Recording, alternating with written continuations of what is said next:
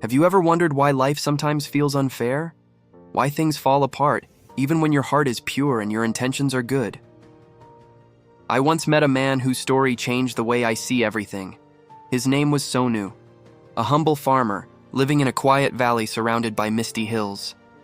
His life was simple, sunrise to sunset. He worked his fields with his old horse, Noor, his best friend, his only helper. He owned little, yet he carried gratitude in his heart. But one day, life tested that gratitude. A sudden crack of thunder frightened Noor. She bolted into the forest and vanished into the fog. The villagers gathered around Sonu and shook their heads. "What bad luck," they whispered. "He's lost his only helper." Sonu looked at them calmly and said, "Maybe it's bad, maybe it's good. Time will tell." He didn't complain, didn't curse the sky. He simply kept working, by hand, with faith, and with patience. A week later, Noor returned. But she wasn't alone. 3 wild horses followed her back to the valley. The villagers gasped, "Sonu, you lost 1 horse and gained 4. Sonu just smiled and said, "Maybe it's good, maybe it's bad. Time will tell." Life, my friends, is strange. The same storm that destroys one tree can water another. Days passed. Sonu's young son, Amir, tried to ride one of the wild horses, but the stallion bucked and threw him down. Amir fell hard, and his leg broke. The villagers sighed again. Poor Sonu. First luck, then tragedy.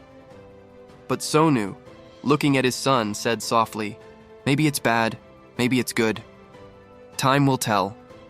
Months went by. Amir's leg healed slowly, but he felt weak and hopeless. Every evening, Sonu sat beside him and said, "My son, what hurts today might save you tomorrow. Be patient. Life hides its blessings in strange places." Then one morning, soldiers came riding into the valley, taking every young man for war. But when they saw Amir's injured leg, they left him behind. That night, Sonu whispered, "You see, my boy, the fall that felt like a curse became your shield." Amir looked up with tears in his eyes and understood. Years passed, and Sonu's calm wisdom became known far and wide. People came from distant lands with their pain, their failures, their heartbreaks. And Sonu always welcomed them with warm tea and the same gentle words. "Do not rush to judge what life gives you. What feels like loss today may be the seed of tomorrow's blessing." One day, a merchant named Kaleem came to him, heartbroken. His shop had burned down. Sonu listened quietly, then said, "You do not yet know what the fire has brought you." Months later, Kaleem returned, smiling with new hope. The fire had forced him to start over, and now his new shop was thriving in a bigger city. "The fire that destroyed me," he said, "became my new beginning." Sonu smiled. Misfortune or miracle, we never truly know until time unfolds the full story. But life still had lessons for Sonu. One year, a great flood washed through the valley, destroying his home and crops. His son Amir panicked. "Father, what will we do now?" Sonu looked out at the ruined land and said peacefully, "Then we will plant again, and if not here, somewhere new."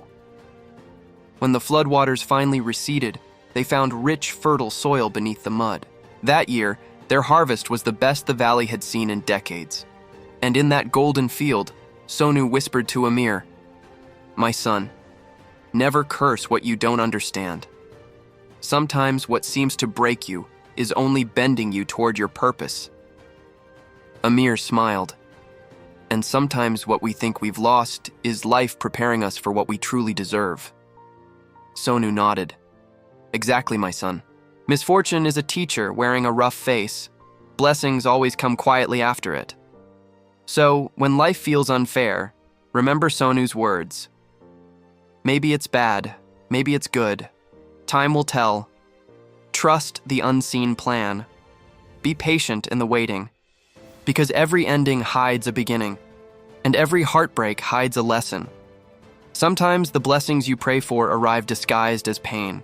You just have to wait long enough for time to reveal their true face.